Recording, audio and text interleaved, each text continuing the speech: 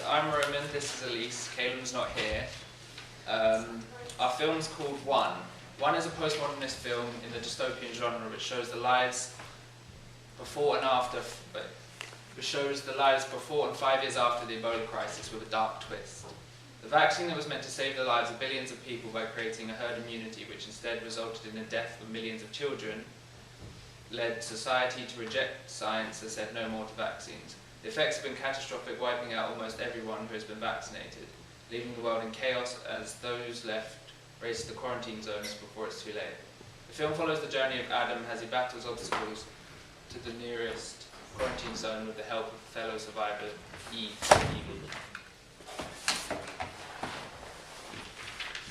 So at the beginning of the film opens with shots of the virus spreading at the initial stages. This is sort of after the Ebola crisis. Basically we'll show sort of the virus getting passed on. We'll use imagery of like cold breath in like outside because it'll be cold at this time of year. We'll show like aircon systems, people touching things, sort of the pass of the infection. We're going to have news flashes of the Ebola crisis. We found some good stock footage of the actual Ebola crisis with them in their quarantine suits, sort of hazmat suits, spraying stuff down. We're going to show sort of a heat map of the globe, which will sort of show the initial spread as it sort of goes from green to dark, and it'll show the spreading across the whole world. In the middle, it's basically Adam trying to get to the quarantine zone. He stumbles into Eve or Evie. We haven't decided on the name yet. There'll be a lot of obstacles for him, like roadblocks, blocked off roads, like other scavengers, rivers, broken down buildings, just sort of showing the dystopian world as he's sort of living in it. At the end, he'll be nearing his journey at the quarantine zone. We're going to have a bit of a twist where we won't actually show this in the trailer, but as he gets there, he'll find out that everything's already gone, as his main sort of focus is to get there to get the vaccine. But when he arrives, basically, it's all empty. There's clothes everywhere. It looks like everyone left in a rush. And that kind of leaves it on a cliffhanger.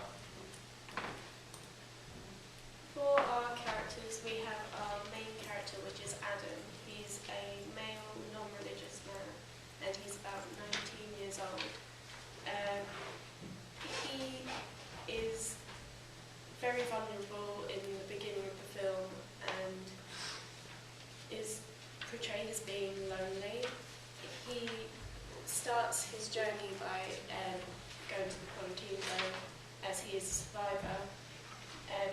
His dad died from the Ebola crisis, as his dad was a doctor and was helping, and his mum died in childbirth. His dad always tried to provide for him, but he obviously couldn't provide for him anymore, so which leaves Adam alone, which brings us to our next character, Evie, who is female, and she helps Adam along the way. She's lost a little sister and she's trying to find her. And she's like the opposite of Adam. She's not lonely, but she is. She's sort of like... She's like a strong character to challenge the meta-narrative. She's also trying to get to quarantine zone because that's where she thinks her sister is, so they sort of both have a general goal in mind. But her sister is never seen in the film, so it sort of gives the film a bit of a cliffhanger. We've also got the dead or the infected, which is the religion is various. They gave up on science after the crisis, and they like an obstacle to our main characters as they are either in the way or they are trying to get to the quarantine zone as well, but sort of not. And then you've got the vaccinated who are also struggling to survive and have obstacles in their way as well. For our settings, we have about 4, maybe 5, possibly 5. We have a few that are yet to be finalised, but we have decided on the abandoned cement works in Shoreham/Stenning, which is sort of like very dark and It's like the perfect setting for dystopian because it just looks, it's a rundown cement factory, so it looks abandoned, looks like it used to be. Yeah. All great. And we're possibly going to have that as the quarantine zone.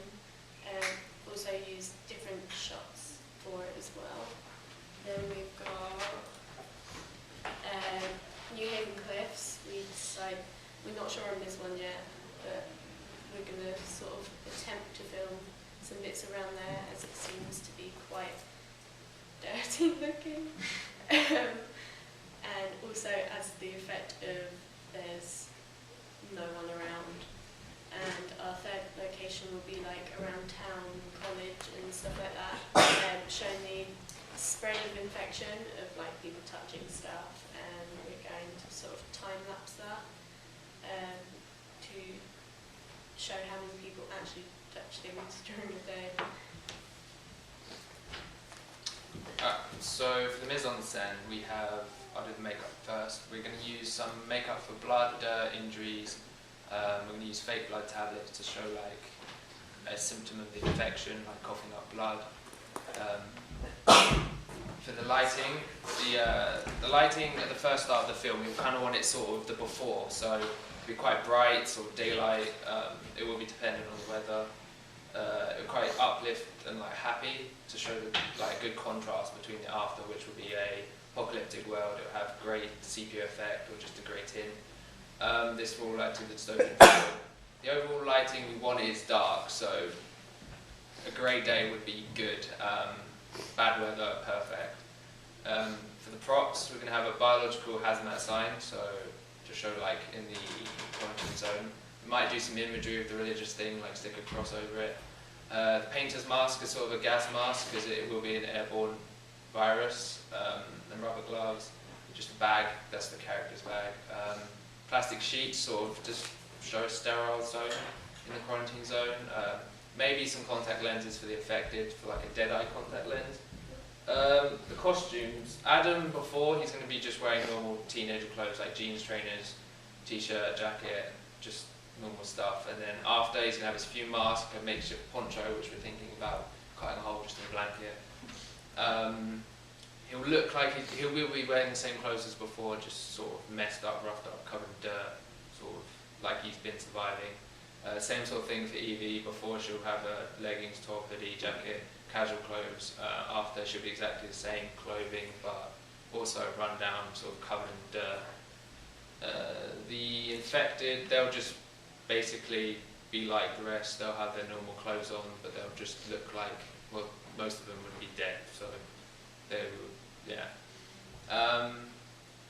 The extras, these are the sort of people who will film during the time lapse. They'll just be there, we can't really control what they're wearing, but they'll just be wearing normal clothes because it's the before.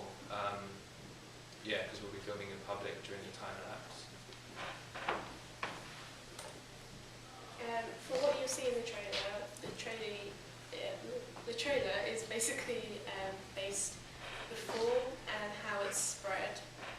There'll also be snippets of like the journey that Adam and Evie face along the way. We're hoping to do some time lapse of like the disease spreading and